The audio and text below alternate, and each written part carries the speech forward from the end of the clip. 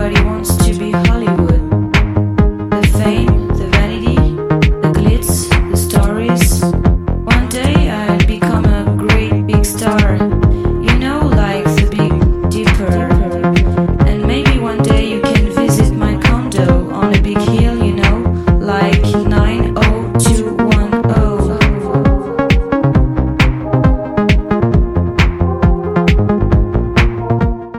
Hi everyone, welcome to this week's episode of Silent Generation.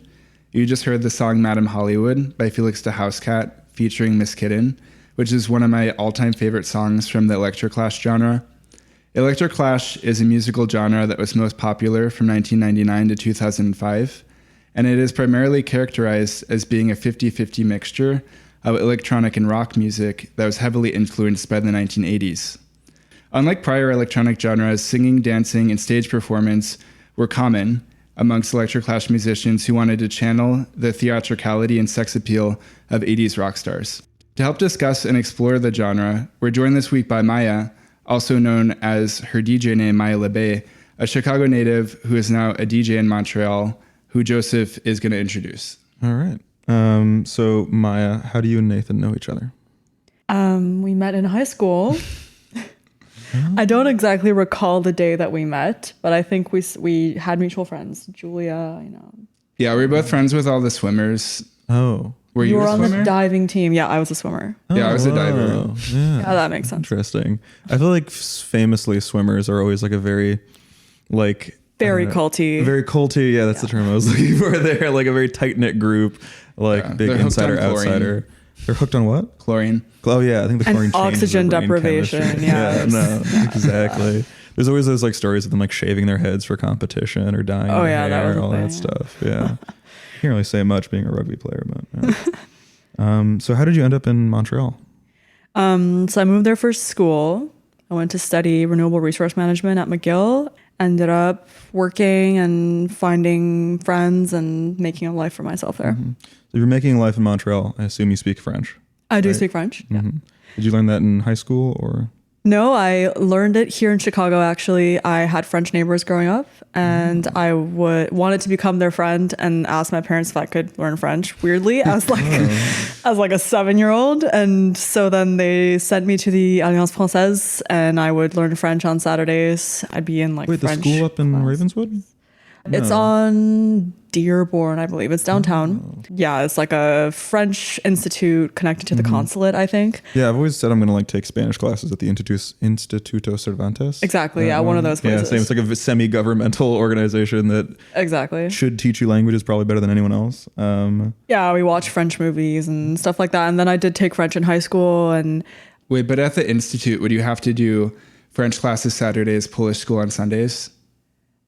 so I originally was doing Polish school on Saturdays, and then I switched over to French school. I always really respected Polish school because I had Hebrew school as a kid, and Right. so like it was like in terms of respect, I was like, it's me, the Mormons, who also have to spend an equal amount of time in their religious practice, and all Right. that. And then I came to Chicago and learned about Polish people, and I was like, also Yeah. respect. Like, And also partially religious. Yeah, Polish school was intense. I actually had sometimes more homework from Polish school, my one day at Polish school, than I did from my regular American good. school. So which is why I ended up quitting, because I was like, I can't take this anymore. It's not worth it. Like, I can't be doing math in Polish and in English. It's too much. math in Polish sense. I feel like they wouldn't. I feel like they would use long words for numbers. It's They just my did. take. They did long division in a way that I could never. I still Oh, can't figure it man. out. Man, gun to my head. I don't know if I could long divide right now. But yeah, what do you do for your 9 to 5? So I work in venture capital. I have a science education, and my job involves scouting tech companies in the renewable energy field, specifically circular economy. So I'm looking at alternatives to plastic packaging and plastic materials, reverse logistics companies, anything that's reducing resource extraction and landfill waste. And I I've now been promoted to the director of investments at a fund where I source companies and I put a valuation on them. So I decide how much we're going to pay for them. And I have to do a lot of the financial and also technical due diligence. So on graduation day from college, is this what you pictured yourself doing? Absolutely not. On graduation day from college, I was lost, but I was also sort of deep into my thesis on measuring how moss breathes. So I wrote my thesis graduating on how moss sequesters methane from the atmosphere, and I thought that, you know, one of the perfect solutions to climate change would actually just be planting moss all over the northern hemisphere and sequestering a lot of greenhouse gas emissions. If it's more efficient, like density wise, then like unrealistic. Your life story is seriously giving Grimes. Grimes vibes. Okay, Grimes lived in Montreal. We shared a similar studio space actually, and she also went to McGill. Dropped out though. She was studying neuroscience at McGill. That seems a little over her abilities. I'm just gonna say nothing against Grimes. I'm not gonna comment on her intellectual abilities, but I will say that she was definitely better at making beats than she was at school, and that worked out well for her. I imagine she must have loved telling people she was studying neuroscience. I think she would love that. That would just be big for her, I think. Right. But yeah. And then DJing, when did that come into your life? DJing came into my life. Well, so I've always been obsessed with music research and had an affinity towards electronic music really early on. I think the first time that I actually touched CDJs in a serious way was during the pandemic, when a friend of mine who's a world touring DJ thought her career was over and gave me her full club setup to put in my living room and fuck around on, essentially, which I did extensively for 2 years, and basically taught myself how to do it. And then I ended up getting a studio together with a few artists, which was in the same building that Grimes recorded her first music. And it's where very famous underground clubs and record labels were formed in Montreal, on the street called Du Rocher. A bunch of artist lofts are located there. Is that where Godspeed You Black Emperor recorded? Yes. All right. Well, I know that. Yeah. Godspeed or close by at least. So yeah, similar area. And we had a space where during the pandemic, we threw some all-nighter parties for a while, and we're kind of running like an after hours club essentially. I'd always imagine Godspeed You Black Emperor is running out of like a squatter's commune or some kind of building they'd taken over, but it's an above board thing. It's like they actually own the building and the space. It's a bit of a squatter's commune, I would say. Oh, yeah. Nice. Cool. Yeah. Nowadays it's a very fancy studio. But back when they were starting out, it was definitely more DIY oriented. Yeah. I know there's just a very intense like Montreal anarchist set. Yeah. So I don't know, that's very interesting to me. Yeah. So yeah, and then how much of the music you make does that fall into Electroclash kind of genre, banner, anything, ethos? So I would say the music that I play, if I were to play something that was Electroclash inspired, it would be a little more modern electro with Electroclash lyrics in it. So some of the tunes that I included in the playlist for today's podcast are those, and they're more they fall under the category of ghetto house or like Miami bass, ghetto tech kind of styles, and those are more inspired by like Detroit electro or Chicago house, or Miami bass, which came out around the 80s and 90s. So for this week's episode, I'll link 2 playlists in the episode description. One will be the one Maya made, which has Electroclash songs, but also is like includes newer stuff and stuff that's a bit more tangential. I made one that was like as essentialist as possible. Nice. Like I largely only included songs that were within the Electroclash years of 1999 to 2005. And I'll link that one too. But yeah, we can get into the topic now a bit. So the way that I first learned about Electroclash was through my second oldest sister. So as I mentioned previously on the podcast, I grew up with 5 siblings, and each one had like different tastes and could be like sort of categorized into different subcultures. And the second oldest one was sort of like a raver. Like she organized raves both in Chicago and in LA, and she really liked Fischerspooner a lot. And so as a kid, my favorite song was Emerge, which we'll play later. But it's like the perfect song for children because it's so chaotic and it changes second to second. It's like so all over the place. And I grew up on this stuff, and I only really know about this genre because of my sister. It's like, I'm sure that if I did not have older siblings to reconstruct like what happened before me, this would be as ambiguous and confusing as like anything else that came before me. But thankfully I know about it. Mm-hmm. Yeah, my older sister is only like 15 months older than me, so I don't have any like reach into previous periods, basically. I don't know. She bought Millennium by Backstreet Boys, and that was, I guess, big for me at that time as a kid. But no, I don't have these like, you have so much more access to previous eras. It's really interesting. Yeah. How about for you? Yeah, I have no other siblings, just myself. So growing up, my dad was a big musical influence for me. He's a music guy. Works for the classical radio station here in Chicago. WFMT? Yeah. Oh my God. That's my like standard like radio station. That's a classic. Oh my God. I love how they do the weather. They do it in like a little more snooty kind of way. It's hard to put a finger on. Snooty weather. Oh my. It's just, they'll say like, it's 78, but it feels as though it were 72. I was like, oh, it feels as though? Oh, interesting. It's a little chillier. Oh, yeah. Yeah, so that's what my dad does now. And so growing up, I had a lot of his music taste. I was into Depeche Mode and Talk and like a lot of that new wave 80s music. And then as I became a teenager or started becoming a teenager, I realized that I need to have my own music taste. So then I started listening to more like French house and yeah, like the whole Ed Banger crew I was really into. And that sort of led me into discovering Electroclash, but not as a genre. Just I discovered artists who are now considered Electroclash. Mm-hmm. I didn't know what Electroclash was until like, a few months ago, honestly, when you first mentioned it to me, like when we last hung out or something.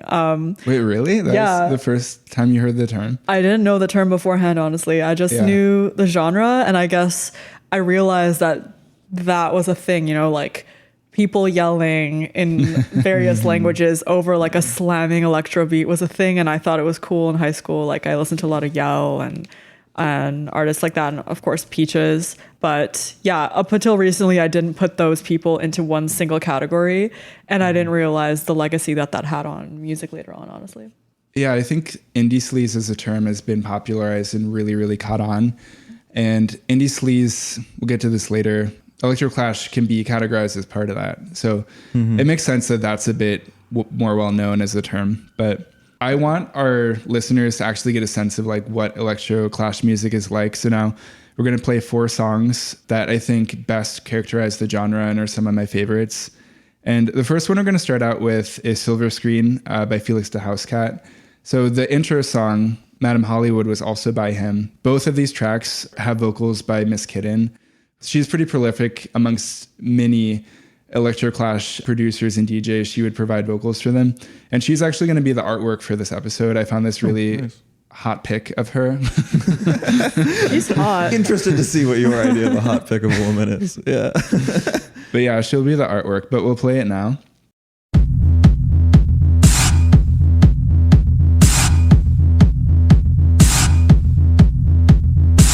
Seduction in a magazine, endless pleasure in limousine. In the back shakes a tambourine, nicotine from a silver screen. Speed seduction in a magazine, endless pleasure in limousine. In the back shakes a tambourine, nicotine from a silver screen. Speed seduction in a magazine, endless pleasure in limousine. And so, Silver Screen. Okay, so what's your take on it, Maya? Silver Screen, well, I like the video a lot, actually. When I first watched it, it reminded me of like a David Lynch film. And then I realized it actually was used in a film. It was like some noir comedy. I forget what it was called. I have it written down somewhere. Oh, it was called Kiss Kiss Bang Bang, starring Robert Downey Jr. And it was also used as a soundtrack for a video game called Midnight Club 2. So makes a lot of sense. Also, old video games had crazy soundtracks. Interesting. Yeah, for me, I like this song as well as like a half dozen or more like Miss Kitten songs that are like S tier in my opinion, largely because both her voice and the lyrics. With her voice, I just love her like sort of international accent. She's from Switzerland, I believe. It's her native language is French, but to me, it's always just been ambiguous in this really like pleasing way. And then also her lyrics always like refer to luxury in like ways like she'll reference like limousines, doing cocaine, flying around, jet setting, like all of these like signals that to like a Hollywood lifestyle that I just found really exciting. Yeah, it's like a glitz and glamour fantasy that she's always putting on, which is sexy. Like that's part of her sex appeal, I think. And it's very Yeah. mysterious as well. And this video especially is very surreal, I find. Like there's someone banging on like a slab of bacon or something.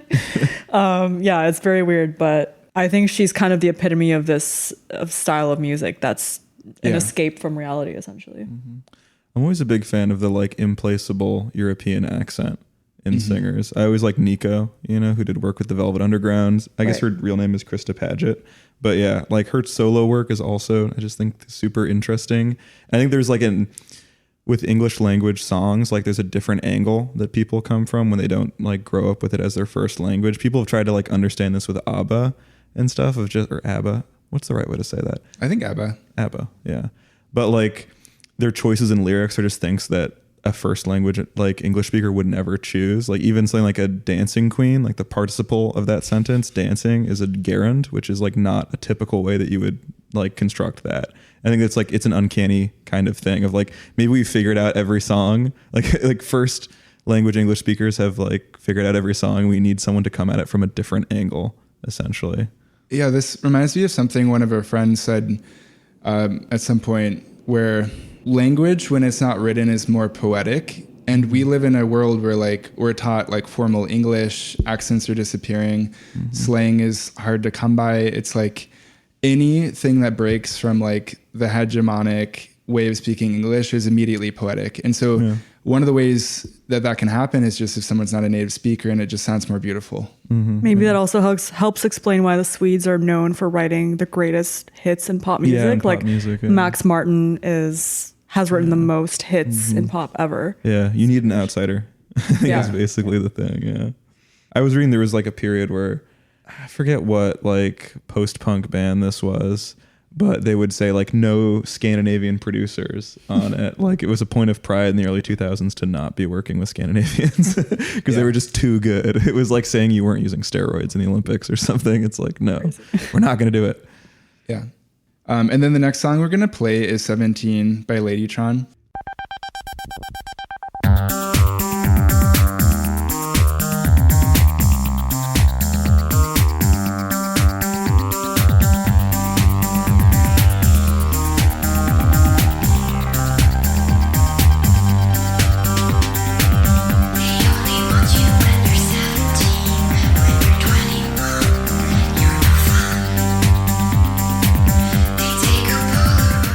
Okay. And so with this one, what I really love is the music video. Like it's probably my favorite ever. It's like what happens in the video is there are all of these Catholic-esque schoolgirls. They're probably over 18. I mean, they don't look like children, but they're brought into this room and they all start dancing. And this kind of like, it's like very loose and it's kind of slowed down.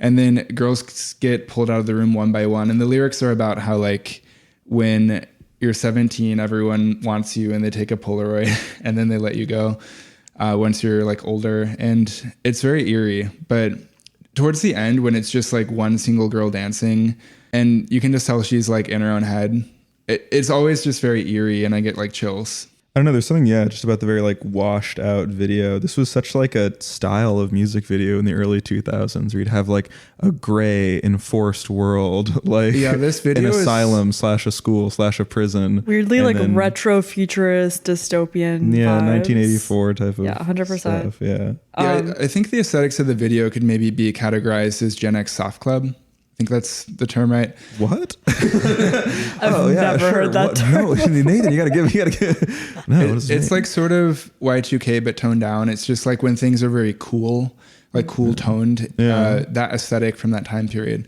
I think it's a little bit like that. That seems to be the Ladytron vibe. I almost wrote this down in our docket where Ladytron in the Electroclash spectrum falls under less theatrical and more cinematic. Yeah. In my opinion. And it seems like they also didn't like to be classified as Electroclash. Yeah. Made it a point in every interview to say that they are not in this genre. I noticed that the keyboardist I'm seeing in the music video, I think his name is Eugene or something. Yeah, but he stands out as being the only like serious musician in that whole in this documentary we watched about Electroclash. But like he's just like, I don't care about genre. I care about craft. I care about music. I care about the things we're conveying. And then the next person they cut to is just like, I'm in a wacky robot suit. And they cut back to him and he's like, our music, it transcends genre. Yeah. It's like, we don't wear costumes. We wear like, uniforms. Yeah, he's just the most like self-serious. And I find that a little bit grating because it's like, come on, like you are a part of a movement, whether you want it to or not. But it's also like, I think their music probably endures better for it. Yeah. Ladytron has had like a pretty big career. I know that one of the 4 original members is broken off. You wrote about that? Marnie? Yeah, so they turned into Soft Power after, post 2005 or so. And then, the lead singer split off as Marnie. And it's just very like sincere, emotional music. And that's one of the like things I've seen come up in different articles about Electroclash is that like it was so like insincere and I guess ironic. But that doesn't seem, I don't like saying that either. I will say like, I'll say insincere before I say ironic. But then like, as we know, kind of what happened next culturally in New York, not that these things are discrete phases, but like sincerity, indie music, twee, things like that. Like, I don't know, not people standing up and like shouting, French lyrics or something for songs. So I think they maybe adapted with the times. Less of a fishnets, razzle dazzle, sex appeal vibe for Ladytron and more just like, more androgynous through the uniforms too. I agree. Still sexy, but in their own way. So now we're going to play the song that I mentioned earlier as my favorite song as a child. This is Emerge by Fischerspooner.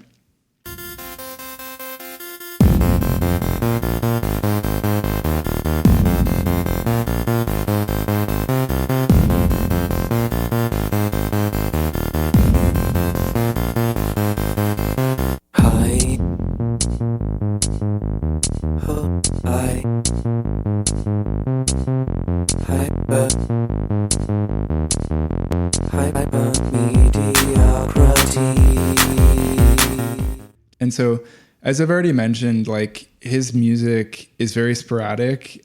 He definitely is Electroclash, but in many ways is sort of his own beast. Just in, I'm not as much of like a music connoisseur, but just like the way he actually writes his songs and structures them is pretty innovative, I think.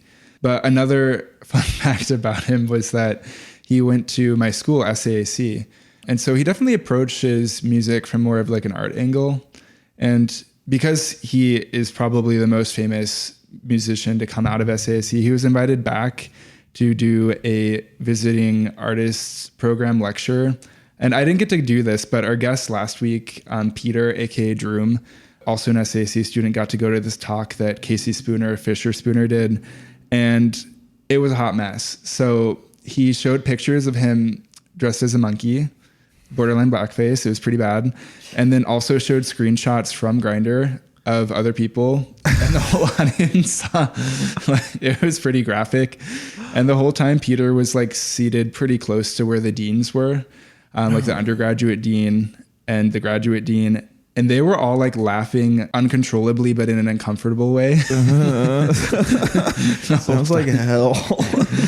Yeah. But no, that's actually not even one of the most like hot mess artist talks that the school gave. The worst was with Kerry James Marshall. He gave like a talk at a graduation. He was the commencement speaker, and he like told like 2,000 people like, yeah, art school's a sham and you guys made a bad decision. Also, you're graduating, but I don't care. And he's real for that. That's pretty bad.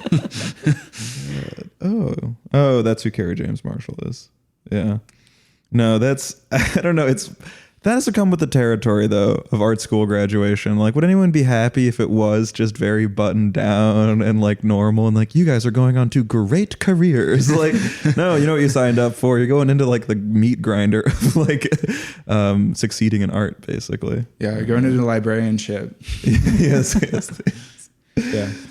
Maya, what's your take on Fischerspooner? Are you a fan? Less of the music, maybe more of the visuals. Yeah. I find them very interesting. Mm-hmm. I thought in the interviews with Casey Spooner, you talking about your experience with him, or I guess Droom's experience with Peter's experience. He seems so mild-mannered in the documentary. He's just like sitting very casually. He has like a light southern drawl, and he's just talking about like his process. But he's covered in like lights. He's got this insane costume on, so you know there's something off on the inside, you know. Maybe not off, but different. Also, sometimes the aesthetics of this just remind me of the movie Zoolander. Oh yeah. You know, from this era. I don't know, like high fashion was such an easy punching bag for comedy in that period because it was like, I don't know, high fashion hadn't always been that like type of ridiculous that we know it to be now, you know, in the kind of like late 80s and 90s onward. I don't know, but it really like diverged much more from like what people consider to be like daily fashion and stuff. And so I don't know, people, it was just such like an easy thing to be like, isn't that ridiculous that people are wearing that like in a runway and we're supposed to clap at it? And a lot of the clothes and aesthetics of Fischerspooner feel like, you know, Manhattan Fashion Week kind of stuff from the late 90s that would be lampooned in Zoolander. Yeah. And then the last song we want you to listen to is, you actually have to pronounce this. I don't know how to say French. Je veux te voir. You made it sound so easy. Okay, by Yell. And we'll play it now.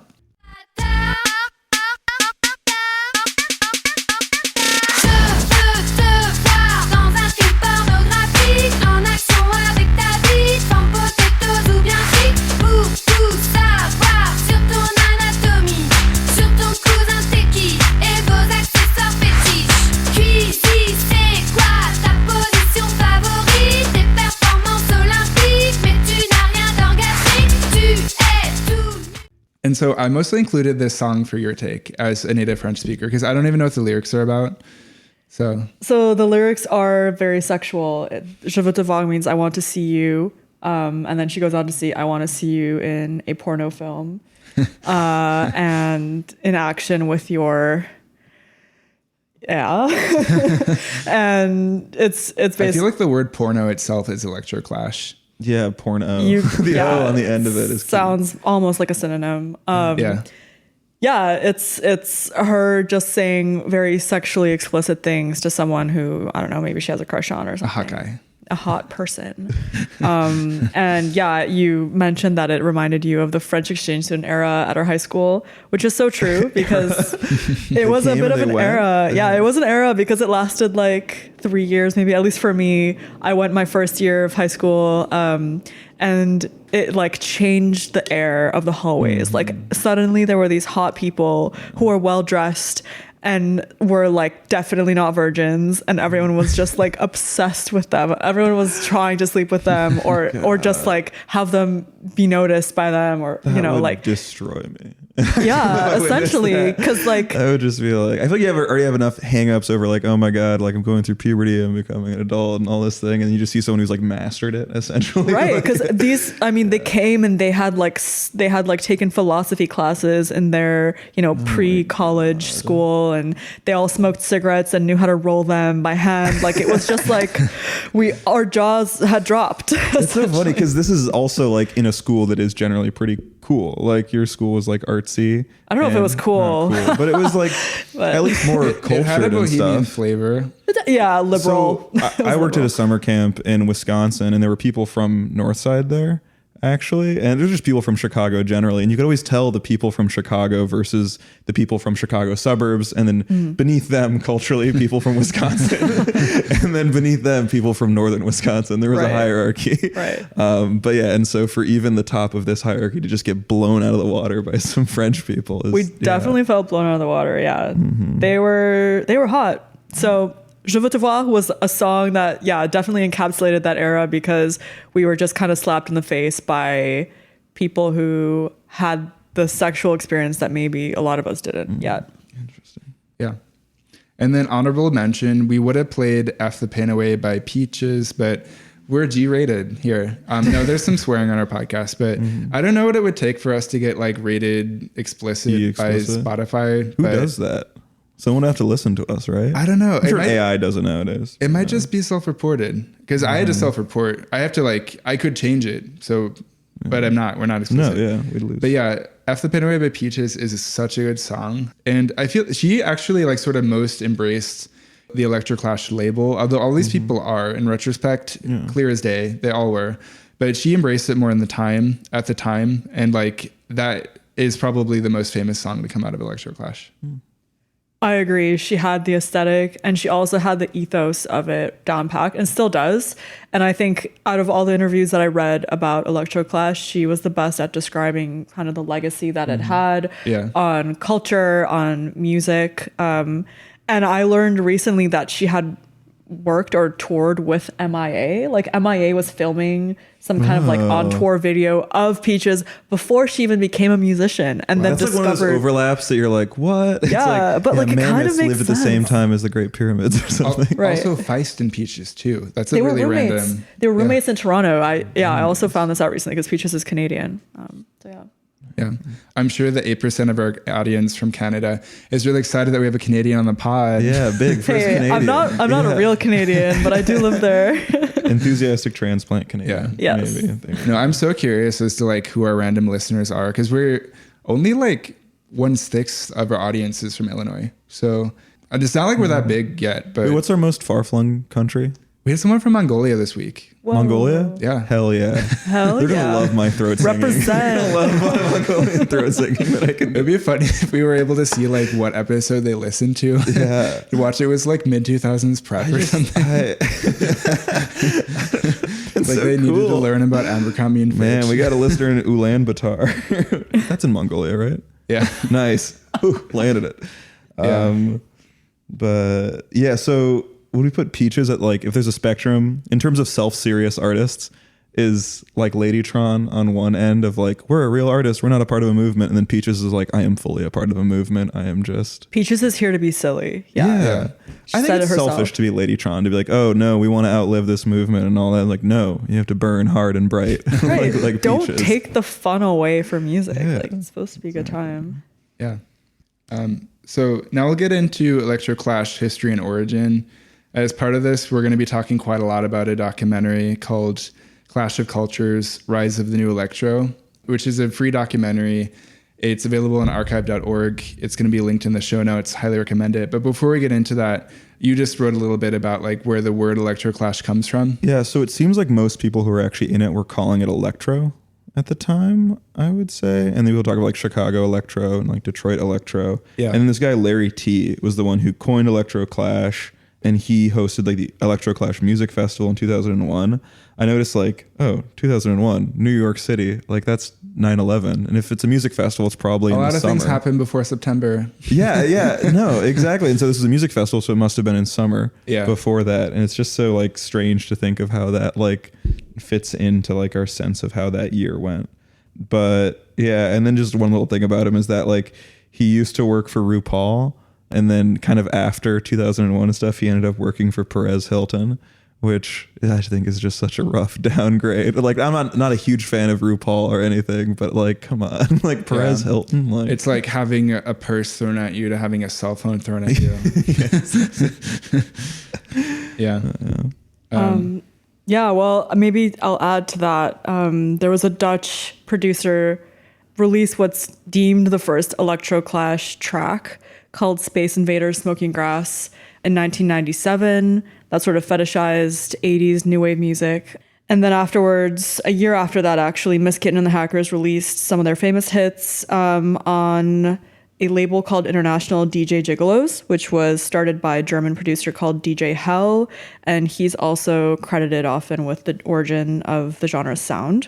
But to go on about electro in general, so electro is its own genre that came out of sort of the, I wouldn't say the death, but it is the death of disco in the 70s and 80s. And it was a combination of using the Roland TR-808 drum machine and funk music, and was heavily inspired actually by electro pop kind of music that was coming out of Germany, UK, and Japan. So Kraftwerk is a prime example, and artists like Africa Bambaataa and Cybotron, which is a group that's formed by Juan Atkins and Richard Davis in Detroit, and they're originators of Detroit techno, pretty key figures in electro and techno music, were ones that sampled Kraftwerk and sort of started out this whole movement of electro. So electro comes out of Detroit, comes out of New York, and is a genre that came out of African American culture mixed with Japanese and European musical inspirations.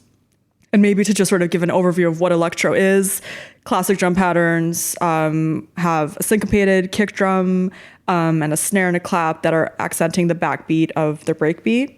And yeah, overall, lots of songs are using the 808 now, but Marvin Gaye, Sexual Healing, Africa Bambaata's Planet Rock are popular songs that use that kind of music.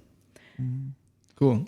Yeah, it's just coming out of like the post-disco period, I think, is so interesting. Yeah, because I don't know, I think a lot of our perceptions of 80s music, I think a lot of different music came out of that. A lot of like, I think very, I don't know, just like corporate rock music. I don't know, maybe corporate's not the right term, but like a lot of just bland consumerist type of music. I just know what my parents listened to in that period, which was like Aerosmith and like hair metal, which was also having its period, which I don't think is worth much of a mention. But it's interesting that like what they pulled from that was these like musical elements, but then also the performance art side of it. I kind of thought about during this, the vaudevillian thing reminded me of Alice Cooper, who always drew like a very strong parallel between vaudeville and his work. And he said that old vaudeville actors would come to his shows and he would like seat them all in one area and like meet with them after and stuff. And they were like, I'm sure it was like much more crass than what they were used to. Actually, no, vaudeville was pretty damn crass back in the day. Yeah. But they apparently always like really enjoyed it. And those people would be in like their 80s when he was doing his stuff because they were performing in the 20s, 30s, and 40s. Yeah. Interesting. Yeah. So, and then the performativity you mentioned really came out in this documentary that all three of us watched. Again, it's Clash of Cultures, the rise of the new electro scene. And so I feel like if I hadn't found this documentary this week, I would have a good idea of Electroclash music. I might have a better idea of the aesthetics, but I would really be missing what these live performances were like. I would have not gone out of my way to watch like live performances of any of these acts, but all of the different performances they capture, like how alive they are on stage and the way they explain it and how intentional it was for them to reject the electronic music of the 90s, which was like Fatboy Slim and Moby, where would just be like a guy huddled over electronic equipment, no dancing, no singing, no visuals. That was tired and boring. And so they wanted to like adopt these 1980s rock star personas and dance around the stage and sing the whole time. And it like really hyped me up. Like before I read a single thing this week about Electroclash, I watched this first and it like put me in like the best mood. Yeah.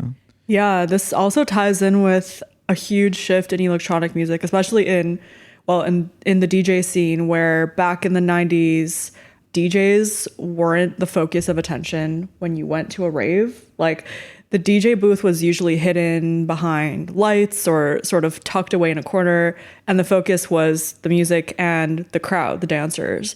And sort of I wouldn't say Electroclash is responsible for this, but definitely just that beginning of that era of focus on the performer also changed and shifted what a rave looked like. And so then DJs sort of were brought back onto the stage in the spotlight and the performer was prioritized in a show, which is interesting because that has changed a lot of the dynamics and the culture of that scene as well. Yeah. Yeah. And another important thing is, I think, bringing on more attention to female artists and their taking up of space with Electroclash, especially like Peaches and Chicks on Speed and Miss Kitten. Yeah, I think most of the people in the documentary, like more than half, were like women. Yeah. And I think Electroclash can be given a bit of credit for bringing in female talent into electronic music, or at least like highlighting female talent in electronic music. Yeah, it's also presented as being like a very gay genre in the documentary, which is fair.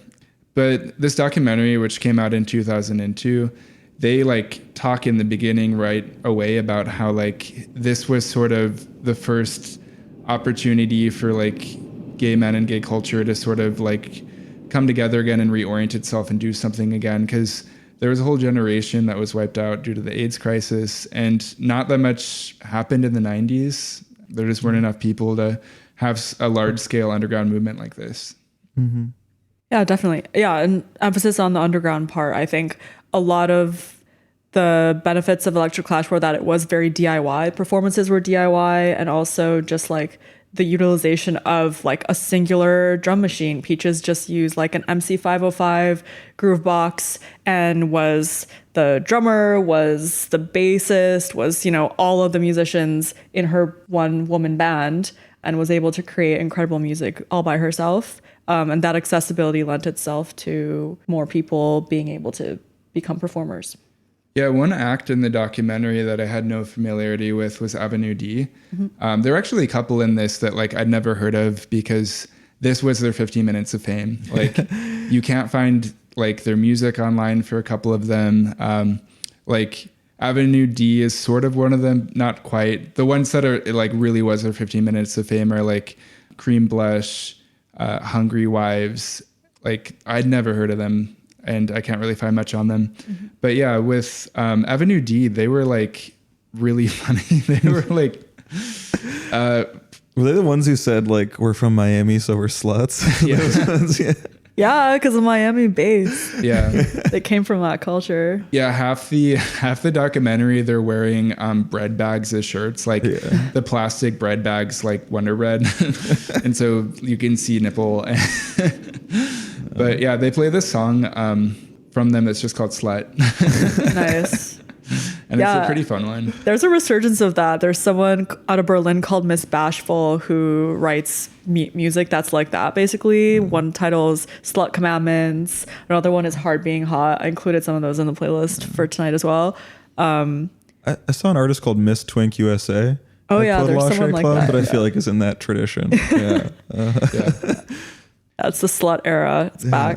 Slut Yeah, pop? I mean, I feel like Slut Pop? Is that Slut Pop is the name of a Miss Bashful album, actually. Oh. Wow, look at me. You're catching on, yeah. Learning. Well, Hipster Runoff coined this term slut wave that he would use to describe like Brooke Candy.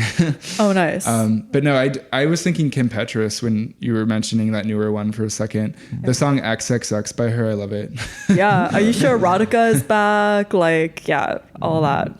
Another thing the documentary mentions that I think is interesting is that culture in the mid 2000s reached like normie lows. It was very boring.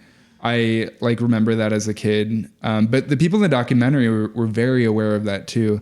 Like they felt like they had to do something about it. But yeah, they sort of say that in the 90s, they felt like hip hop, rap, and Black culture had a very good direction. It was very successful and innovative. But like rock music, techno, there were like musicians, of course, but like there just wasn't much going on with like they said, you know, quote unquote, the white kids, like, and this was sort of when things picked up again. But that to me was like the most bizarre, but also like uplifting part of the documentary was just that they had like a sense of duty of like, we have to contribute to the culture. We have to do something. Like there's nothing going on. Like spontaneity is what it needed. But also, that's what I was kind of like wondering in that is like, wait, what else were white people up to in this time? It's kind of what I thought about. Skateboarding? Skateboarding in the 90s, yeah. But grunge in Seattle, but that was like a very localized scene that just got like exploded across the rest of the country through a few artists. How cool is that though? I mean, compared to this, it's like people in dirty flannels compared to like... And then this is like, when I look at this time period, I think of like, okay, what do I listen from this? And I guess it would be the origins of like alternative into indie music. And so this is like college radio at the time. So like REM and Pearl Jam and like Dave Matthews Band. And I'm ranking these from like most okay to bad in my mind. And like, I don't know, it was a lot of like, self-serious, not fun stuff, like both grunge and early alternative. Yeah. And then I just want to mention a couple of crazy quotes from the documentary. So as Joseph mentioned, there's the "We're sluts because we're from Miami," said by Avenue D. And then this reporter, Trisha Romano, she says, "I think that in some ways, Electroclash is too gay. It's too gay." I think what she's saying is like to get mainstream appeal is what she was saying. That like it's never gonna. No, I want to think that she had hate in her heart. Oh man. And then there's also this one part where Casey Spooner just out of the blue, he's like, I don't know how to react to certain countries. He was just like, what country was it in? He was like, Japan. I'm just very It was talking interested. about India. It was India. It's like, India. I'm just so interested in India. I'm really putting this together with his like accidental blackface. Like, he's just a very insensitive kind of guy. No, I mean, I have to sort of think about this in retrospect. I as a straight edge person, I never think people are on substances. Yeah. About half the people being interviewed were on drugs. Oh, but like, yeah, I can't tell. True. Yeah. He just found a book about India and he's on drugs. And he's just like, there's a lot here. There's a lot going on. He didn't seem too self-aware or like concerned with how it came off. Oh, and then Fischerspooner says, we are a post-Napster band. I just loved really dated stuff like that. Yeah. Yeah, overall, it's a good documentary. Do watch it. It'll make you realize that this is more than just like an internet genre. This was happening in person. It was huge and it was really exciting. Yeah, because I mean, as we've been covering a lot of like internet micro aesthetics recently, it's been like a theme that accidentally emerged in the podcast. And yeah, like in the C-punk thing, like you just have people on Twitter forming a rough scene online through internet connections and stuff. But like, no, this is people who had to go out, wait in line, get into clubs, like actually do the footwork to be a part of a movement. Yeah, like Larry T said he like promoted his festival and spread the word Electroclash by driving around on a bicycle and putting up posters. Yeah. Very in person. Yeah. And that was one of the things I mentioned in the documentary was that like, this was all happening, not all happening. There was different clubs and stuff, but a lot of people were living and making music in East Williamsburg, which would later become, like the center of the like indie sleaze and that kind of stuff. But someone had remarked that it was the first time there had been like an artist community in New York City since like the Village in the 1960s, which is strange to think about that in all this, like there's always something happening in New York City, but there wasn't like a place for artists to live and work on the cheap until this was figured out. Yeah. Yeah, I mean, I personally never lived in a place where it's like a creative neighborhood, but also I've lived in the same place for 8 years and the rent is cheap and I'm not moving. That's on me. But like you kind of live within an artist community in Montreal. Yeah, there is, I think, a lot of emphasis on places for people to be artists in Montreal. The rent is generally cheap. There's a lot of social networks that enable people to make music and to do shows, and people will invite you to play shows with them just to, I don't know, build out that kind of community from the ground up. And you said that there was a record label that like really popularized Electroclash. Yeah, so there's this producer from Montreal called Tiga who worked with Felix the House Cat. Oh, okay. Yeah, and he did that remix of Sunglasses at Night that a lot of people know and started a record label called Turbo Records that still goes today. I recently learned that he ran the first rave in Montreal. I think started like the first record shop that sold electronic music. So he's a bit of a legend, and he was involved in the Electroclash scene, had a bit of like a gender bending appearance. There are a lot of photos of him that are like, wearing makeup, lipstick, minimal clothing. So had the vibe, considered one of the Electroclash artists of the era. And I guess also there are a lot of other artists that work in Montreal today that I think fall within the genre, but are sort of more contemporary. And those include Pilata, who write very Electroclash-esque songs that are over like an acid house beat, but it's yelling things in Spanish. Sounds like Electroclash. And also Marie Davidson, who makes a very like blend of electro and indie rock music, and she's singing things in French or saying spoken word in French, and falls within that genre as well. Yeah, there are like some recent musicians who've started to make music that sounds like Electroclash again. I included like only 2 in my playlist. I was being a bit of a purist. But one of them is The Help with 2 L's. Another one is The Dare. Both of them, I like them quite a lot. I would say it leans a bit more in the rock direction, whereas my Electroclash tastes generally lean more in the electronic direction. Yeah. I think it was about that rock theatricality, but then like a strong electronic music background. Yeah. So yeah, other stuff that kind of influenced the genre, like the 80s, as we said, like we talked about the actual like synthesizers used from the 80s were used again in this music, but also like the 80s new wave type of aesthetic and artistic approach. Some people in the documentary kind of bristled at the 80s comparison. We kind of have to put ourselves in their mindset and realize the 80s would have been pretty recent. I think it would have been in that like recency window where it's not cool. Yeah. You know, they just want to take the good parts from it and kind of like dispose of the other parts. It's like, I don't know, the 90s weren't cool until around, you know, the mid 2010s or so that were like, oh, this is fun. Let's like, you know, reinterpret this. Yeah. And yeah, people like Y2K fashion wasn't big until late 2010s, you know, like things Right. need 15 years minimum. I read somewhere that it's a 20-year cycle. So that kind of aligns with early 2000s, the 80s were in vogue. Now we cringe at indie sleaze being the aesthetic of choice, but that's 20 years ago. Because Patricia Field mentions in the documentary that the 80s were actually influenced by the mid-mod of the 60s, which is not something I've ever heard, but that's a 20-year difference. So from 60s to 80s to 2000s, 20-year gaps between them. Yep. I think that the part of the 60s they're pulling from is more early 60s than late 60s. I would say it's less like flower power and more like mods of that time, like mod fashion. Yeah. Yeah, I'm not as like well versed in the 60s. That's your favorite decade. But I can see the similarities, or I can see the overlap between the 60s and 80s and Electroclash, especially with Helen Marnie from Ladytron. Just something about the composure of her face, and then also like the bob and how sleek it is. It makes me think of like Twiggy and just 60s girls. It makes me think of that. Yeah, she looks like she could have been pulled out of a new wave film. Yeah. There's just something in her eyes where like I really see it. And then another way that like the 80s influence comes in is also just in that they were using analog synthesizers. So digital synthesizers had been available for a bit, and using those just gave it a bit more of that sound, apparently. Do you ever use analog ones?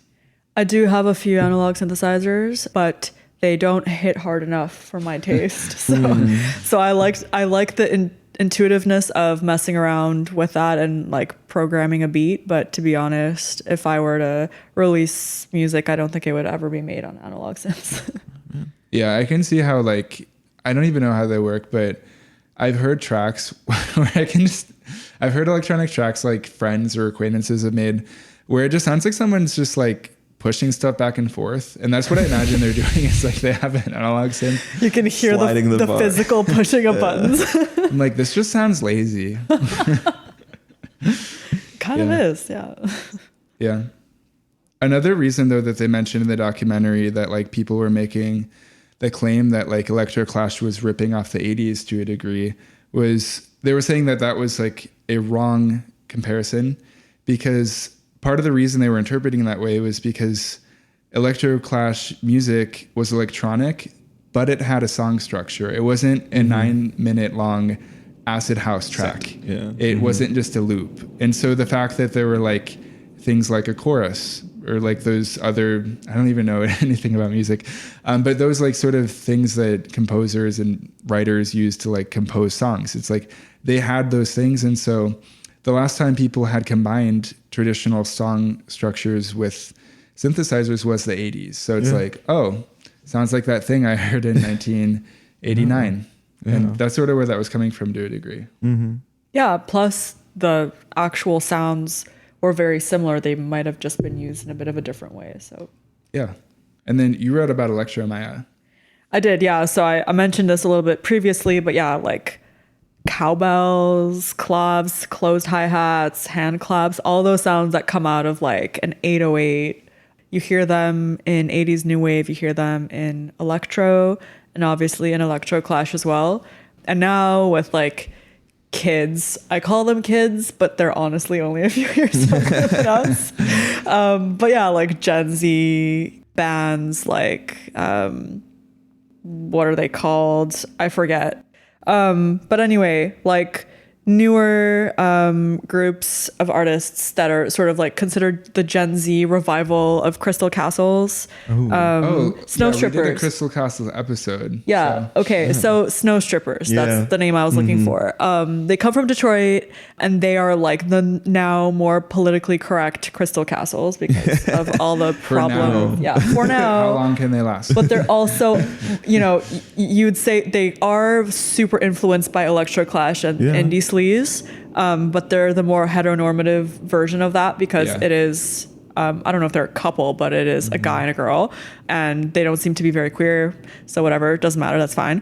But I would say use Ableton. Like they're not using drum machines. I highly doubt it. Same with other people in this era. Like you could even say PC music, like the PC music group and anyone who's sort of in like the hyperpop genre could potentially be not the revival of Electroclash, but the new like queer scene of electronic music where people have their, computers, they're making electronic music. It's very DIY oriented. It's very like open-minded, performance focused, like Arca and a lot of other hyperpop artists are Sophie even. Oh, yeah. Rest in peace. We're very focused on visuals, aesthetics, and the physical performance of their music, which I think comes from that ethos of Electroclash back in the day. Yeah. Yeah, and the term electro, I didn't get to mention this earlier when you went into it a bit. But yeah, my interpretation is like in the documentary the whole time, I mean, it's even in the name of the documentary, electro, they were using that term. They only briefly, for like a few minutes, explained the term electroclash, and then everyone was like, I don't use that word. But yeah, electro, I guess, was a previous genre, and then that's what they were using as a placeholder until they came up with something better. That's something that happens a lot, and it's fine when that happens. Yeah. So because that's something we talked about previously is like once you put a name on it, it's dying. And it's like living on borrowed times. Like once you've assembled enough of a cultural moment together that it can be looked at, identified aesthetically, visually, sonically, whatever. Yeah. Yeah. Then it's like. But I'm not always of the opinion that the avant-garde actually does the best job. Sometimes the people who come in later reinterpret it and just like really concentrate the idea, do a better job. Yeah. Like Brazilians, TBH. I mean, every time there's like a niche online internet aesthetic, like people from around the globe by the time are not the ones who come up with it, but yeah. they do it better. Like, so yeah, that's okay.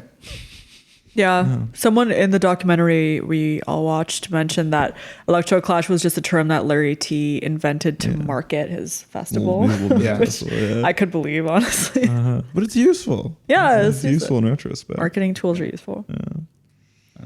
And then another Electroclash influence is the film Party Monster. Have either of you seen it?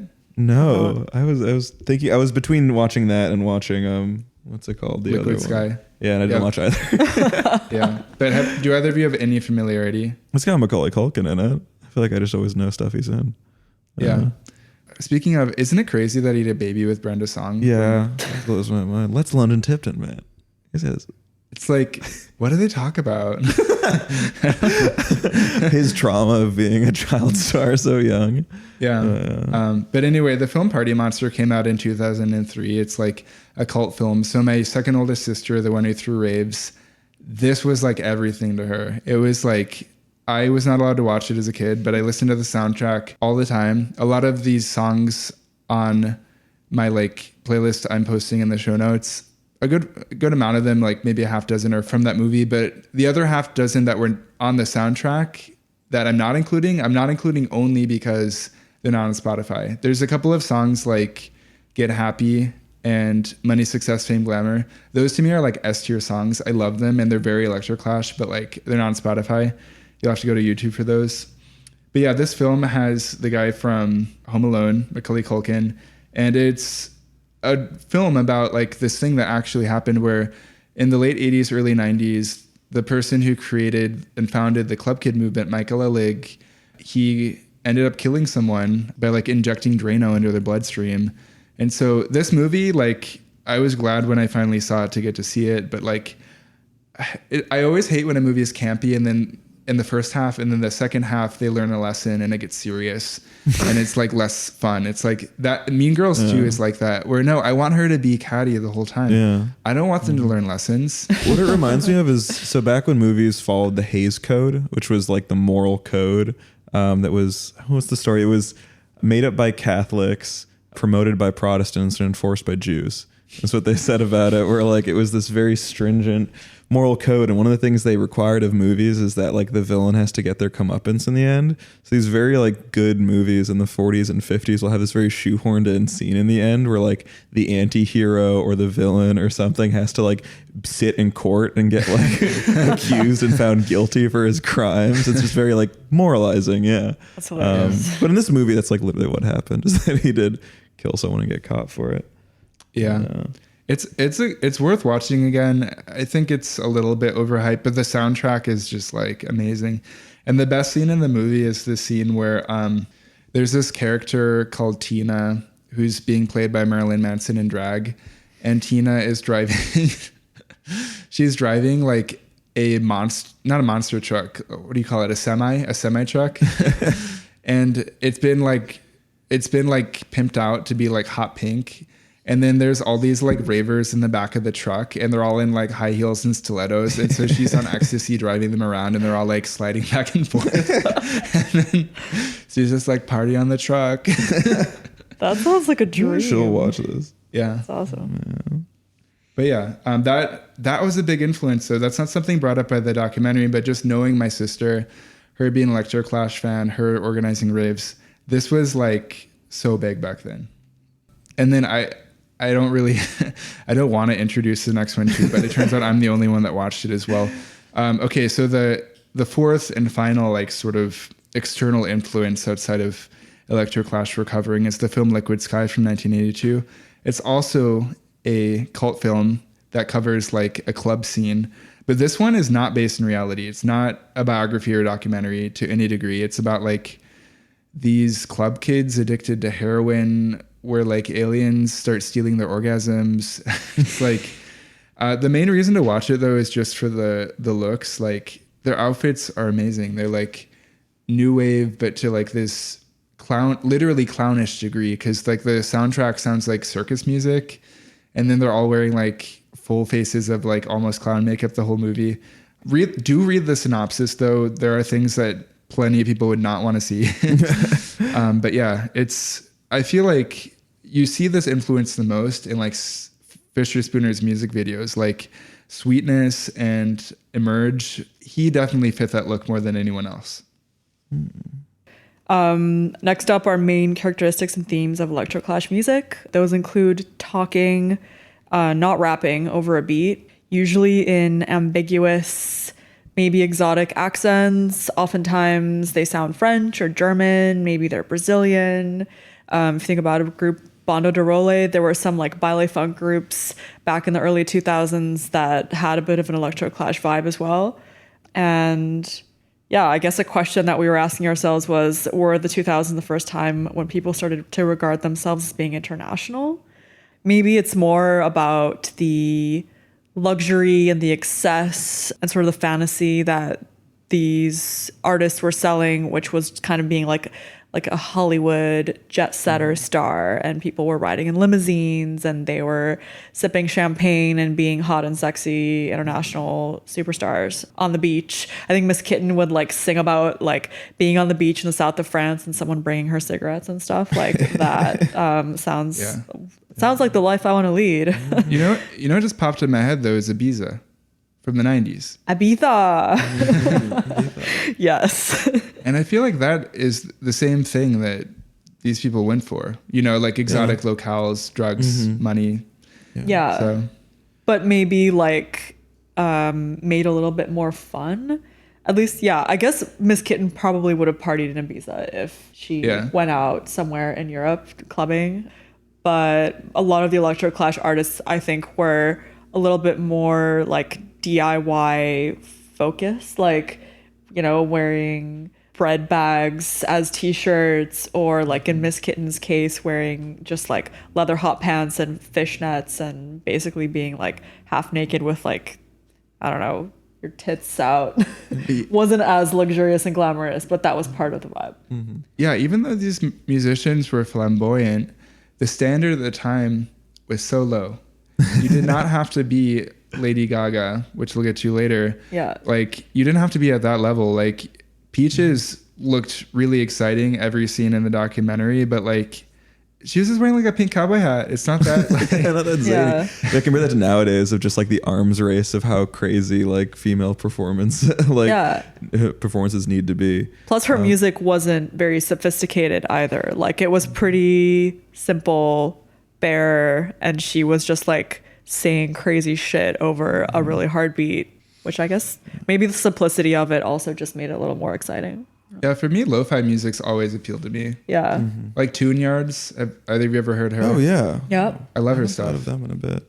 But on the luxury and excess thing, it's interesting because this isn't exactly a crazy high or low period economically. Yeah, there was the dot-com bubble around this, but also like this wasn't a recession, but also Yeah. wasn't like a crazy 80s boom time, like get in quick kind of thing. It was just, I don't know. So it's not like an ironic, like singing about wealth because you know you don't have any, or singing about wealth because it seems like you have a good chance of getting it. It's just, it's always fun to talk about wealth. Like, it's just Yeah. like, I think it fits in with the other themes of this genre, which is just like, don't take it so seriously. We're having fun. Like, we're talking about cocaine and private jets. Yeah, it's just a good time. Yeah. But yeah, there's the act of talking over the beat. It makes it so much easier to hear the lyrics. Like, I can't hear what I'm hearing in songs, which that's always my weakest moment, which actually not that many people have said this, but like if someone's playing a Brazilian song and asks me what they're saying, it's not a fair game because I don't listen to what people are saying in English, in English songs. Like I can't hear it either. But with this, I can. And I feel like that's part of why it's more impactful for me. It's because I can actually interpret the lyrics. Yeah, legible.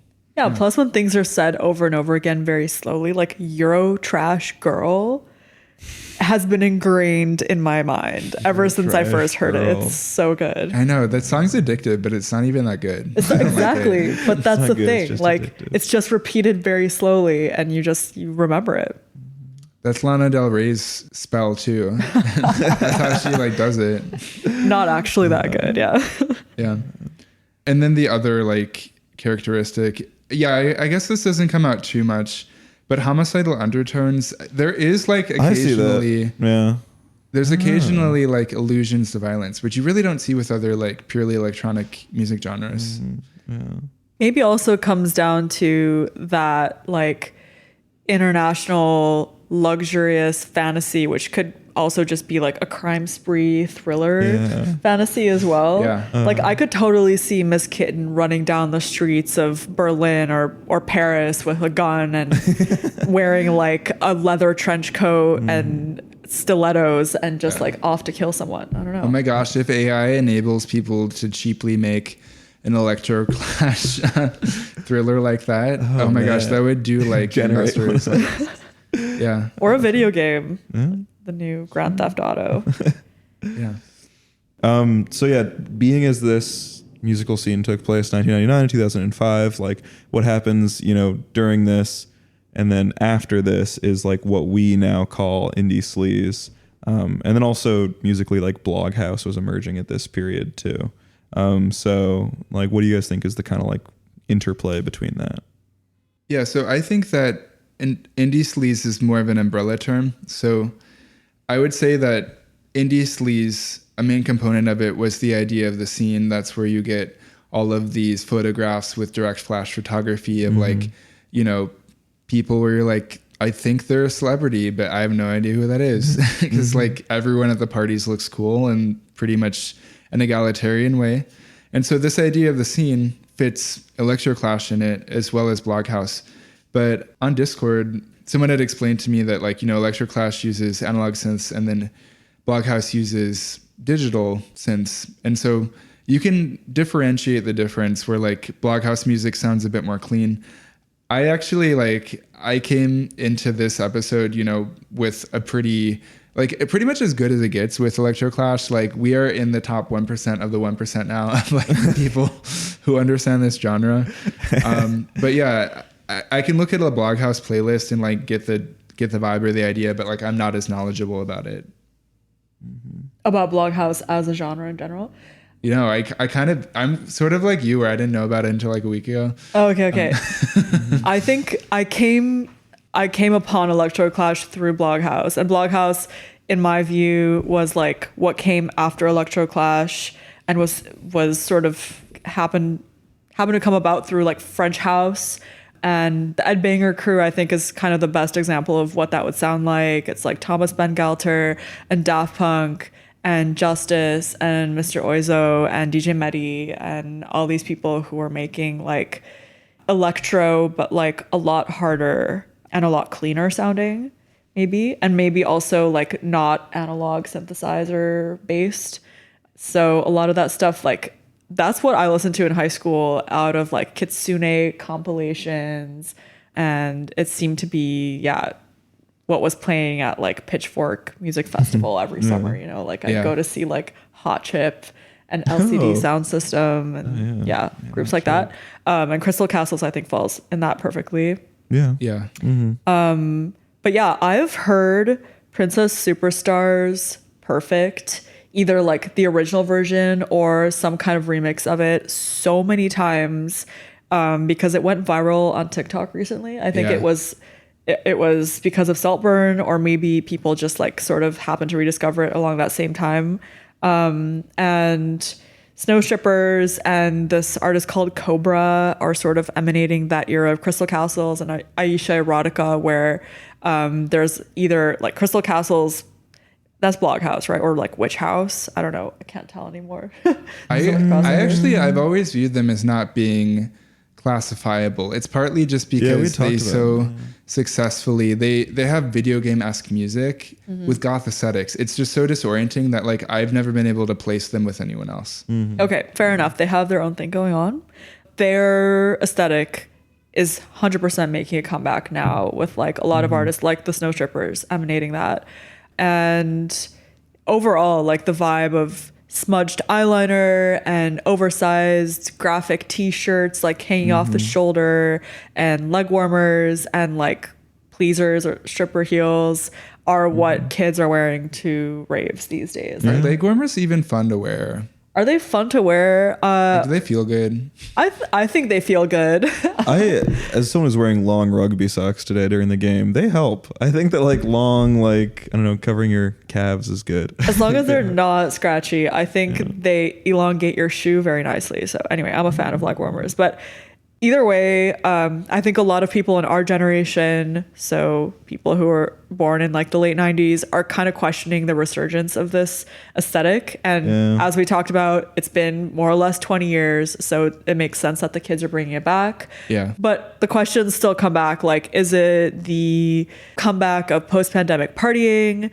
Is it current shit economic conditions and just like... It's a cheap look to pull off. It's a cheap look. Exactly. Affordability is key in this look. And so there's a bit of that, but you can also tell, and it's so weird and controversial with the way these looks are pulled together now, which is clear that they're not cheap. Like maybe in the DIY scenes, yeah, they are just like, you know, secondhand t-shirts that people are wearing, but generally it seems like these TikTok influencers or influencers who are bringing this aesthetic back are actually paying a lot of money for their outfits, and they're like high fashion designers who are bringing this aesthetic back, and it's like ripped up oversized sweaters that cost like a couple $1,000. So it's actually a little pisses me off a little bit. I mean, all the good stuff gets snatched up in thrift stores now by like hungry Depop people, right?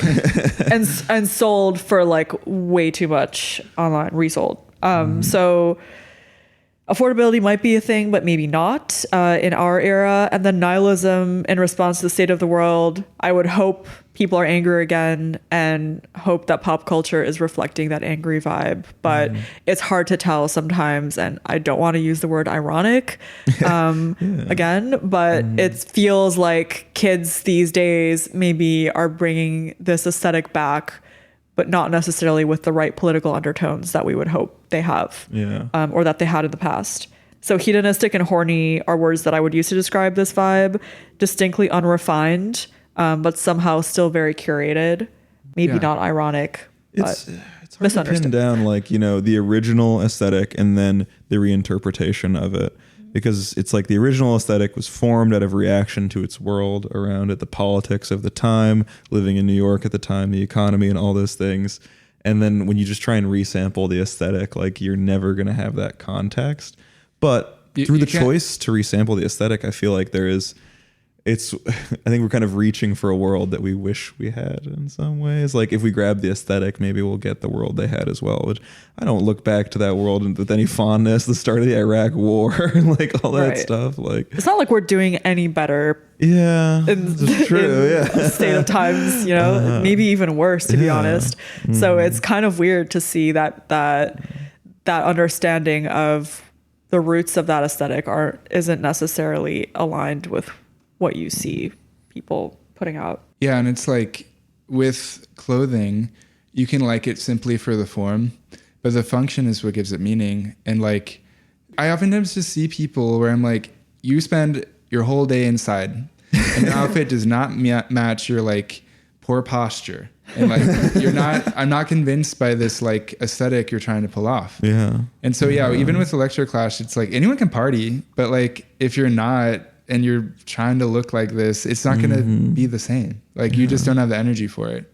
Right. I know you haven't been on a 3-day bender. I know it. Don't pretend. You're stealing 3-day bender valor.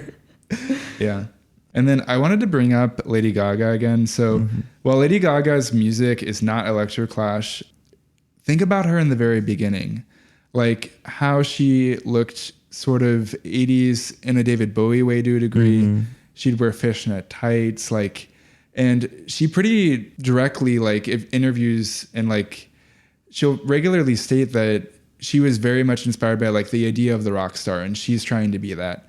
And so, you know, Electroclash musicians, they had bigger aspirations than where they ultimately landed. They hoped to be like top 40. None of them ever quite got there. Lady Gaga is not Electroclash, but she did what they did, where she looked to the 80s, she reinterpreted what she found there that she liked, and then she brought that into pop culture, and then she became like the biggest artist of the era. And so I think there's something there where like, yeah, she had the idea, and she definitely knew who they were. I'm not sure, but like there's no way that her as an artist like didn't know who like half these bands were. Did you ever hear the theory that her whole like aesthetic was cooked up in a boardroom meeting?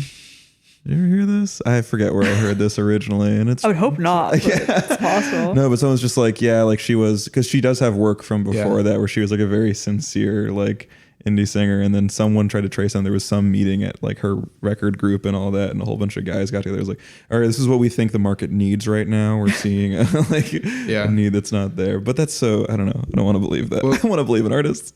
There was another like female artist on her label who died, who dressed the same way as her. And so they're conspiracy theorists like, oh, did she kill her? She didn't. That's the type of conspiracies I want, not now, board meetings. That I would believe. Like, that's more fun to believe. She's a go-getter. Yeah. No, you also mentioned in here that like with her crazy outfits, the meat dress, all that kind of stuff, like Katy Perry, Nicki Minaj, and Rihanna all had to start wearing like wild outfits to keep up. This is what I was talking about earlier, the female musician like crazy dress arms race, where like the scope creep of it, or the power scaling, as people say sometimes, is just kind of like out of control. You look back at like how it was such a big deal that Bjork wore the swan dress that one year, and that would not like bat an eye nowadays. Like that is not enough. Like with Sam Smith showing up in like rubber fetish wear on like red carpet things, it's like, no, we're like, you got to do a lot more to get even a tiny headline. And you know how I think it's reaching even more maximal heights is that once you sort of max out the self, you have to start having your kids and your significant other match you. Like if I think of all those weird like paparazzi shots of Kanye West and his family, it's like, what is going on? Yeah, it's like there's more fashion than he can put on his body. Yeah, so he needs to start stripping down his wife and dressing up his kid. Well, his new wife, it's actually shocking to see photos of them nowadays because she's basically wearing like nude tights and that's it. Yeah. Wait, she's not wearing a shirt? Yeah, she's wearing just like a bandeau that's made out of nylon and it's nude colored, and like her ass and tits are hanging out, and it's just like, how did you agree to walk outside wearing this thing? And Kanye is in like a full black like tracksuit, like he's but wearing like a hockey mask or something. He's like fully clothed, and his poor wife is like, damn. Yeah, that makes me think of Dune for some reason. Yeah, that's Dune vibes. Highly aestheticized. Yeah. And then you really liked this one too, where like, I just posed the question, like, have you ever seen any Electroclash adjacent people in real life? You had so much to say. I don't know. I didn't like, didn't really realize until I looked back on it, but I saw the Garden open up for the Growlers. I like the Growlers. They got very swiftly canceled. I've never seen this happen before, but like the band had some kind of party with their record company who was very entwined with the band. And something happened and they just closed the band, stopped that, closed the record company, everything within like 24 hours. They're like, we fucked up. Goodbye. They canceled the music festival and everything. And I don't know. I kind of prefer that to the whole like long drawn out publicity statement, all that thing. Like, hey, if you're going to cancel yourself, just do it. Like, Yeah. But yeah, so the Garden opened up for the Growlers. It's two identical twins who were models. And then one is like the vocalist and one is the drummer. I just got kind of like White Death Grips vibes from them, I would say. They just did a lot of shouting lyrics over like drum stuff. But yeah, and then I also saw The Mall, who is a punk artist. I saw them at a like winter music festival thing a few months ago. But yeah, his Instagram is The Mall Punk if you want to look him up. He's just got like a wild image. He's got like very late stage frontal balding and then just like long hair. He kind of looks like the groundskeeper from Harry Potter, that guy. But it's like very intentional. And I think it's like such a powerful look to pull off. Like people think like, oh, like what is outside the realm of fashion? It's like severe balding, I'd say, like, and owning it. I feel like that's cooler for a musician as opposed to a college professor. I always hate when college professors have such specific looks that you can tell are kind of power moves. And they will never tell anyone that they thought about it, but it's very intentional, you know? Mm-hmm. Wait, I want to know more about that. I mean, they're just like, for example, at my school, there was a professor who'd always wear these like long sleeve shirts with like, not Adidas stripes, but like it looked very mid 2000s, but he wore the same thing every day. Or like, you know, my architecture professor, I wasn't an architect, but I had a like first year professor who was in the architecture department, you know, hair that was just like all over his head, like in front of his face and his eyes. And it was like, you're just trying to go for that look. Disheveled professor, like, sorry, I'm so busy doing great works that I can't be bothered to brush my hair. We gotta talk about this, the John Fetterman thing of just like, I can't be bothered to wear a suit. I'm too busy being involved with my constituents. And it's like, well, you're not doing either. Like, but it also seems like different disciplines have different expectations. Like theoretical physicists always have sort of sleek experimental hair for some reason. I don't know. I always thought they'd be like scatterbrained and stuff. No, they'll always have like cursed by their findings. They'll have like weird beffonts or like it'll be anyway. I don't even know, but yeah, I don't. It's just the sort of like, oh no, this is just how I am. A bad aesthetic choice could totally be a flex. I think I give off that vibe at my job because everyone's sort of in like Patagonia vests, you know, and like sleek shoes and haircuts, and I come in and I'm like, I'm disheveled. Because I was on a 3-day bender, because I'm a DJ, but I also happen to work in finance. I bet they love you though. They accept me for who I am, but they're definitely like, yeah, she's the weird one of the group. Like, do you know that video that I see? I'll see it on Instagram and TikTok where it's of like a boardroom meeting and someone just gets on the table and starts dancing. And then they're like, this is why I'm not fired yet. Yeah. Keep things fun. Yeah. Yeah, I got to keep things fun. Yeah. What else did I read about this? Yeah. So both these artists, The Garden and The Mall, I think they would both say they're coming at their music from a punk angle and like a very like capital P punk. Like, I don't know. It's just like the punk ethos and like history and story. I know some people who are very into this and I find it a little irritating. Yeah. So I feel like punk should be a lot more just instinctual. I don't think you should have to do any kind of reading or background on it. I think that's like what I call a lot of things the nerdification of things, of like even tattoos nowadays have become nerdy and they're always meaningful and significant. And I kind of miss the day when they weren't meaningful and they were just dumb or looked cool. They need to be stupid. Yeah. Bring back stupid tattoos. Yeah. The thinkiness of all that. But like, listen, I get it. Like, oh, that I got a phrase that my grandma would say to me tattooed on me. Or so this is the shape of the island we go to every summer and all that. Like, whatever. Like, no, bring back the anchor that shows that you had like sailed around the Cape of Good Hope or something.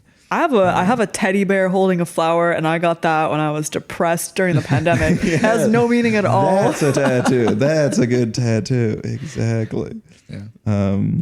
But yeah, I feel like with punk though, there is a bit of a need to know about it or like educate yourself on it because it's been around so long. Yeah. I personally am like not a fan of punk music, and consequently because of that, I've never really read up on it. But like, who in 2024 would just find punk people and dress like them without being like, oh, it's been around like 30, 40 years. Yeah, to like, independently do it would be pretty hard. Yeah. I don't even think you can find punks in real life. I might know more than I do. I just feel like I've never met anyone in my adult life where I've been like, oh, they're a punk. Yeah. Like, sure, there's people who dress in black, but like they're going for something else other than that. I'm just disappointed. Like, I don't know. The fact that I can go to Delilah's, this like famous punk bar that looks like, you know, super disheveled on the outside and the inside, I should not be allowed in there. Like dressed as a prep, basically. Like they should turn me away. Like the fact that I'm allowed in there shows that they're not serious, I think. But yeah. Or they respect you for staying true to yourself, which the ultimate punk there's merit to that. Yeah, the ultimate punk ethos. I don't know, punks. I guess where I live, punks are usually associated with the anarchist side of the town. It's even more reading that you have to do. It's even more like another aesthetic that you need to look into. Yeah. No, but that's like the Montreal. We had talked about this before recording, but like the Montreal anarchist punk scene is just very like well established and it's pretty well rooted. So there are definitely people that you see there, and they maybe frequent the OG punk bars in town, but mostly those just are a space for up and coming bands to play shitty indie music. Yeah. And then I only feel like I saw glimpses of Electroclash-esque people when I was a child through my sister's friends. You know, I'd be like, as a kid, I'd be like, oh, why does he have pierced nipples, or why does he have long hair? And so I would see like friends through her, but I have this like more vivid memory that came a bit later where I was at Taste of Chicago with a few of my family members, and I saw this guy with like a zebra vest, zebra tie, barefoot, eating a giant turkey leg. Something about that just screamed like this was their life. They're about that. Because I was with my sister and she was like, oh, that guy looks like what you see when the rave's over and the lights turn on. He's still there. Yeah. So that reminded me of a substitute teacher that I had specifically in elementary school who was like very hard to describe aside from someone who would wear like bunny ears to class. And she would always be eating this avocado toast and made absolutely no sense. Like no sentence she uttered would make any sense at all. That's not Electroclash of her, but her general vibe was like definitely what you see when the lights come on at a rave. Like she was out there for sure. I like the turkey leg in that. Yeah. I don't know. Would you ever eat a whole turkey leg, Nathan? I don't like eating that much meat. I needed to be like substituted with like grain or bread or rice. Like I don't like eating meat straight. It like kind of sicks me out. When I went to a medieval festival last summer, I got really into it. No, it's great. I always say that like turkey leg, great. I kind of like any opportunity where you can eat a whole animal. We used to have a Cornish game hen. We'd have that at the fraternity back in the day. I don't know. We can cut that out. Yeah. I ate a pigeon in Italy. Actually, the whole an entire pigeon? Cool. They're not big. It's not a lot. I had a guinea pig in Peru actually, so I take back my disgust. I watch all these art history videos, and one of them is a Last Supper like fresco from a monastery in South America. And if you know the context, you know that like the meat on the center of that is a guinea pig. They picture Jesus eating a guinea pig at the Last Supper. And I just love that. Like, no, you show what you eat, you know, like you reflect this stuff through your own that's true. Cuisine. Yeah.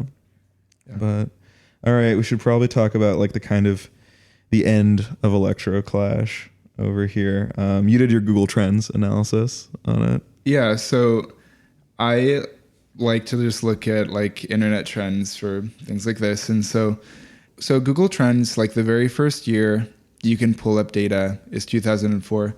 And so if you look up Electroclash, 2004 was the peak. That's 100 out of 100. And then it's all downhill. Oh, man. And so that says a lot though about like our ability to interpret, understand it, and even just like hear the music, see the music videos. Like in the documentary that we watched, there's this really amazing Felix the Housecat music video that's not on YouTube. I don't think it's anywhere online.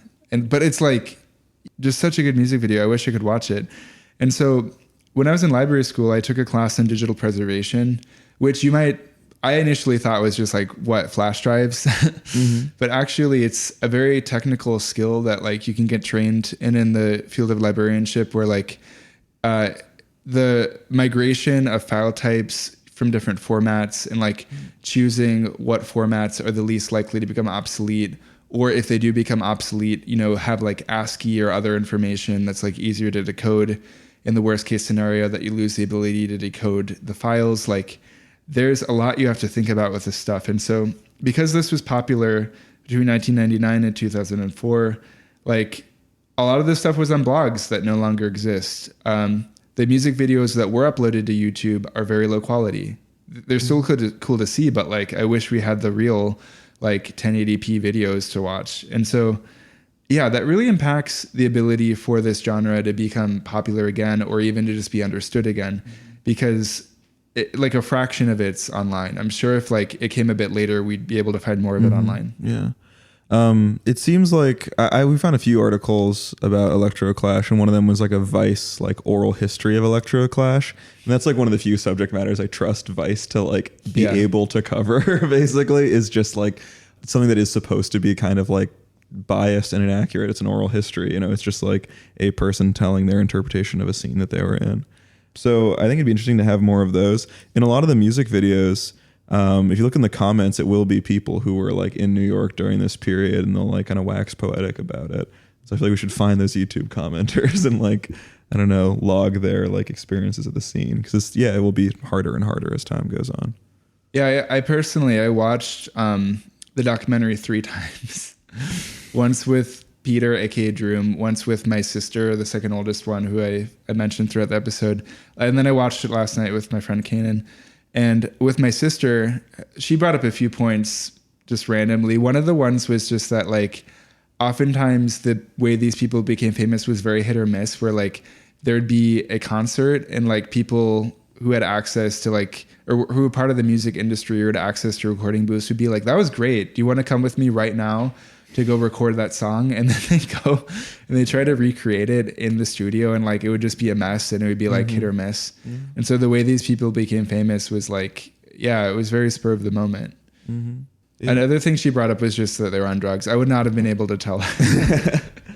Yeah, I think the strength of this genre is the live performances first and foremost, and then the music videos, which are very original after that, and then below that, like just listening to the songs, I think it does lose something. In the documentary, Fischerspooner got put on like Top of the Pops or something, and so they got like a live performance they had no creative control over, and they just talked about how terrible that was. And it feels so mean to like to take away their set control is like to take away their like power. Like it's just sticking them up there and be like, all right, do the music. And it's like, that's not how this works. Like we need to set up this whole experience. That's always my criticism of like music festivals for certain artists. Like I saw Animal Collective, not at a music festival, just in their own thing, and it was amazing. And then I saw them at a music festival and it was terrible. And it's just like, no, you have to give them time to like set up this whole like audio visual experience, not just be like, all right, get on, get off, cycle them through. Yeah, I read an interview with some music journalist who went to an Electroclash festival put on by Larry T in Toronto, and saw Cream Blush and all these other bands. Said all of them were really bad. He was like, none of these people are actually musicians. And then Peaches got up as the headliner and was like the only person who actually blew it out of the water. So I don't know. Maybe it also comes down to people just like becoming part of the genre more for the performance aspect of it than for the actual music, which would make sense why, you know, musically it maybe wasn't very strong. It didn't last long. Yeah, Cream Blush in the documentary was one of the ones that like, that was their 50 minutes of fame. You can't find much on them. I really liked Nicole, who was one of the 2 members. She was the one who was blonde, but she just had like Midwestern mom physiognomy. It's like, I look at her and like, how did you get here? It's just like my question of just, it's so. But no, a lot of these people, their standards of beauty were a lot like more kind, less like exacting. Like they were able to like perform and be loved without like reaching a standard of beauty that was impossible. And that was something I really liked about it too, is just that like I felt like anyone could have succeeded in this scene.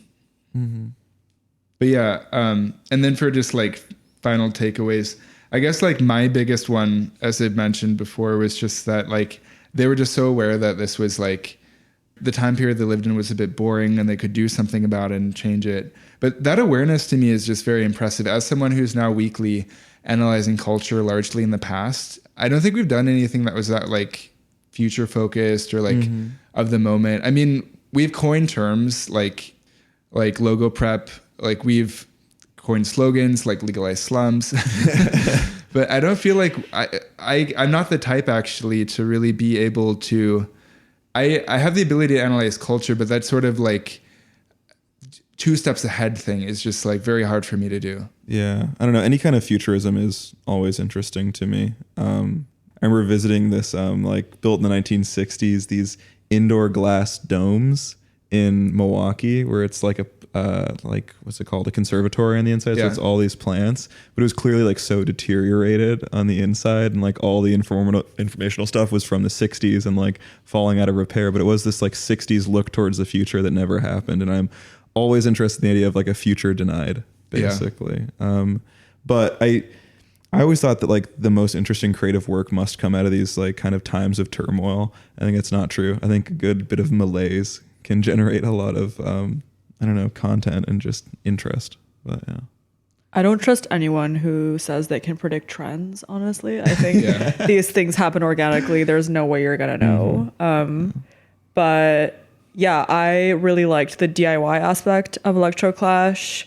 I liked how Peaches talked about grabbing her drum machine, screwing around, being the drummer, the keyboard player, the bass player, and just like making weird sounds and keeping it fun. And I think that's important to enable accessibility and diversity and making sure that things don't get boring. Yeah. Yeah, Peaches, like, I'm so glad that she was one of the ones to make it because she just like approached it with like such a good ethos. Yeah. And I like that the scene burned out quickly. I think that's very Electroclash, you know, like it would be kind of lame if they did like all become respected, sensible artists and like, you know, no, they should be there and gone. Like that's the spirit of this, flash in the pan. No, I mean, most of the big ones like Fischerspooner, Lady Tron, Felix the Housecat, Miss Kitten, they're all making music still. Like the ones that got pretty big. Yeah, they survivors. Yeah, impressive too if they were on hard drugs and their brains on fried. But yeah, on the end, I have this nice quote that I want to conclude with. And before I do that, I just want to say thank you, Maya, for coming on this week's episode. You were like the perfect guest for this. Yeah. Thank you. And thank you for all the research that you did. But I'm going to conclude with this quote from the article Electroclash, A Brief Cultural History. Any club scene is itself an endurance competition, and the appeal of Electroclash was in many ways just as fake as the music that it was rebelling against. The aesthetic of hard drugs, debauched sex, and beautiful people, really rather more Scarface than Liquid Sky, is a fun charade to put on, but very hard to keep up. At some point, clubgoers just wanted to have fun again, and not to have some dark, sinister undertone to their extended plays. Thank you. Thanks for listening. Thank you.